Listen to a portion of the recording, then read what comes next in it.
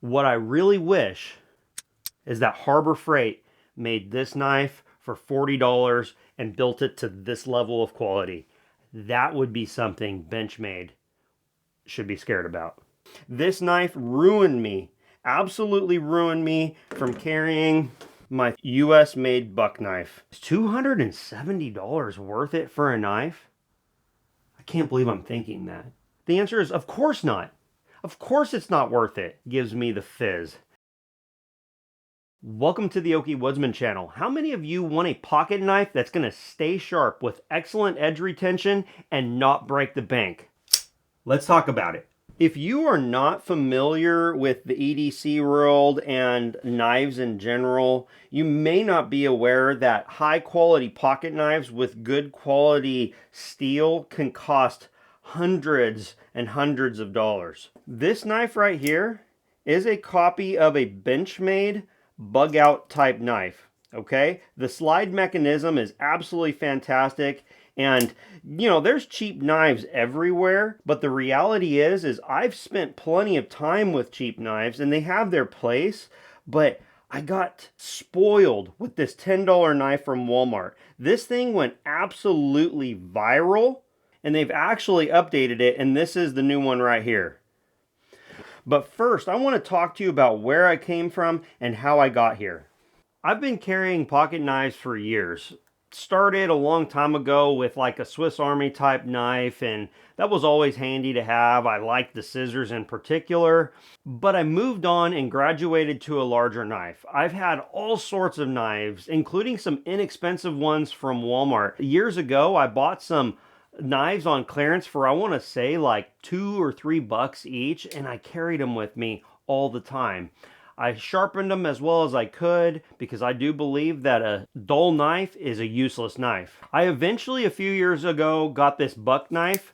It's a buck 112 plus. This knife retails for around $30. It is made in USA, but there's a drawback. Just because it's made in USA and it's made from a reputable manufacturer like Buck does not mean that this is a superior knife. The design is fantastic. This thing is good and stiff.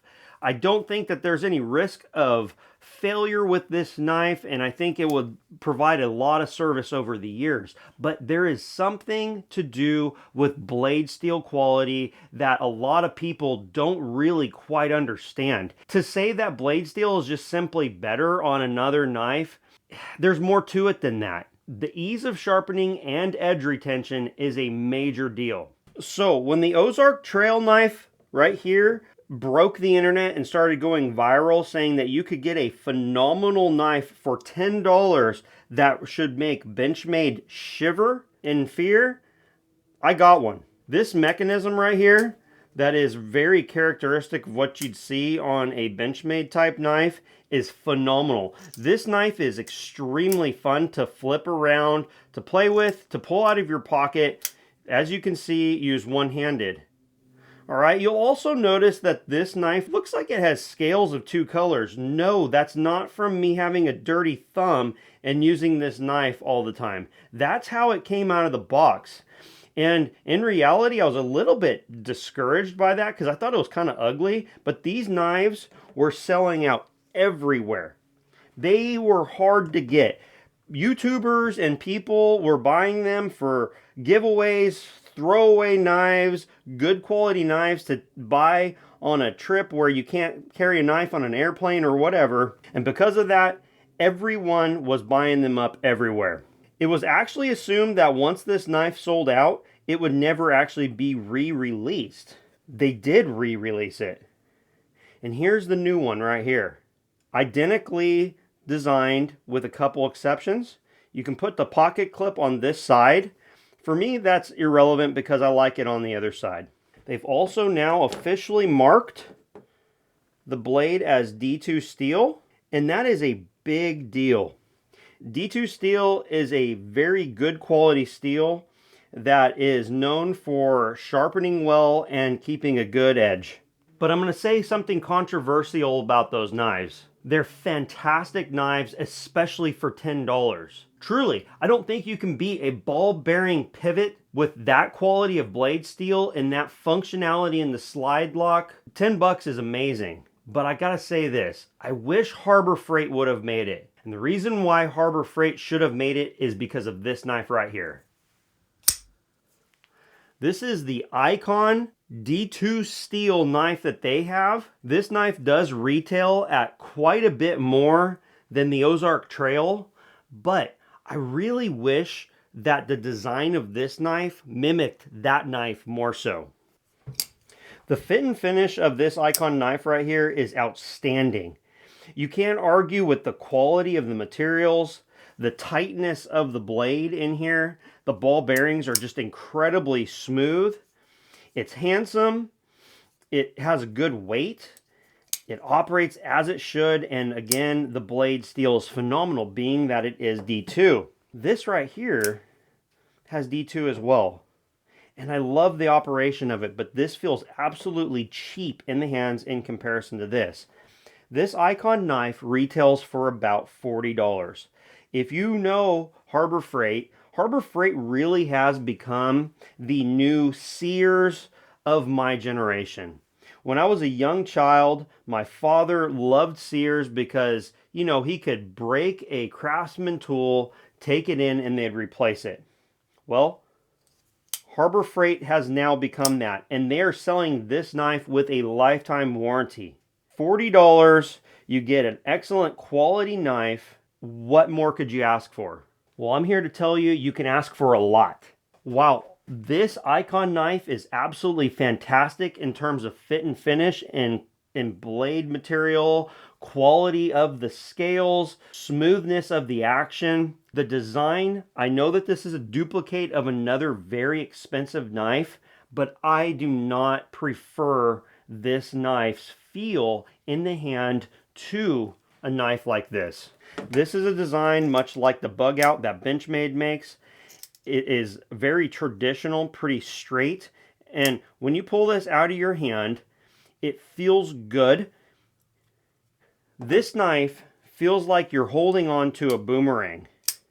Okay? It feels, this little ribs right here, I hate them aesthetically, but they're critical. And the reason why they're critical is when you open this knife up, that is in the palm of your hand, and it feels like this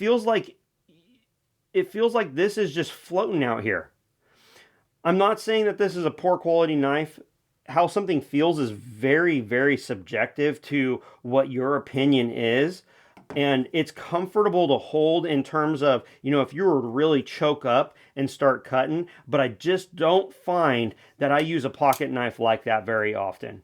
I don't particularly love the way it looks, but the quality is completely something that you cannot argue with. Look at that. Slide action left-handed right here. Oh my gosh, that is fantastic. Now, this has loosened up a little bit with time. We do have a little bit of side slop here, all right, on the action of the knife. It's not bad. I'm not going to go ahead and do an intensive review on this knife because it's a $10 knife that has millions of views and lots of other people have talked about them. In fact, other people have tested the quality of the blade steel and confirmed it is D2. Not only that, it's D2 that's properly treated, and Walmart sells these things for $10. A Chinese D2 knife with ball bearings and that sort of action for $10. Fantastic. Now, let's take a look at the brand new version. The action is nice and smooth. It works well. It does what it's supposed to do. And my favorite thing is that the scales actually match. It has a little bit more of a knurled finish, so it has a little bit more grip. I like that. If this knife were just like this one, I would have been happier with it from the get-go. The aesthetics of this, having the mismatched scales, the more of a burnt color, I just never was really thrilled with it. But I got it because it's a knife, and I wanted to make sure that the blade was worth a darn, and I thought for $10, what the heck. This knife ruined me, absolutely ruined me from carrying my $30 US made buck knife. This knife is fantastic. This is just a design feature, but it's not as easy to fold up with one hand. It's easy to open, but I like the flippability and the fun of this knife right here. In fact, I love it so much, I actually have found myself kind of looking at the Benchmades in the glass cases saying, is $270 worth it for a knife? I can't believe I'm thinking that. But the answer is, of course not. Of course it's not worth it. Especially when you have this Icon knife for $40 at Harbor Freight that, frankly, when I do pick up those Benchmades out of the glass cabinet at all those retailers, I'm like, this actually is not that nice feeling. Now, I think they do have even better steel than D2, but there is that law of diminishing returns, right? How much better are you going to get for 3, 4, 5 times the amount? In this case, 25 times the amount. Is it 25 times better? Is it 2 times better? Is it 25% better? That's something that you have to answer for yourself. But I will tell you this, out of these two knives right here, I've been carrying this one primarily, not because I like the design more, but because I'm a very tactile type person. Quality and feel has a lot to do with whether or not I want to utilize a tool.